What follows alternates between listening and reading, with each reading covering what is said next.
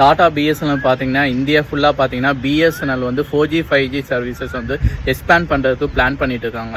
இது வந்து ஆல்ரெடி எல்லாத்துக்கும் தெரிஞ்ச நியூஸ். இப்போ பார்த்தீங்கன்னா இன்னொரு நியூஸ் வந்திருக்கு. பட் வந்து இது ரூமர் தான், இன்னும் கன்ஃபார்ம் ஆகலை. இவங்க கூட பார்த்தீங்கன்னா எலான் மஸ்க்கும் வந்து சேர்ந்து ஒர்க் பண்ணுறதுக்கு வாய்ப்பு இருக்குன்னு சொல்கிறாங்க. எலான் மஸ்கோட ஸ்பேஸ் எக்ஸ் கம்பெனி.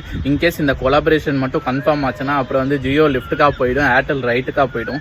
ஏன்னா இந்த காம்பினேஷன் அப்படியே ஒரு காம்பினேஷன். இவங்க கிட்ட பார்த்தீங்கன்னா கேஷ் ஃப்ளோவும் அதிகமாக இருக்குது, டெக்னாலஜியும் அவங்களோட இவங்க கிட்ட பெட்டராகவே இருக்குது. அதே சமயம் பார்த்தீங்கன்னா இவங்களுக்கு வந்து ரெகுலேஷன்ஸும் ஒன்றும் பெருசாக எதுவும் பண்ண முடியாது. ஏன்னா இதில் கவர்மெண்ட் கம்பெனியே இருக்கிறனால ஒன்று இந்த இது பெருசாக சக்ஸஸ் ஆகும். அப்படி இல்லைன்னா டாட்டாவோட கம்பெனி தான் டொக்கோமோ. நிறைய பேருக்கு ஞாபகம் இருக்குன்னு நினைக்கிறேன் டொக்கோமோ.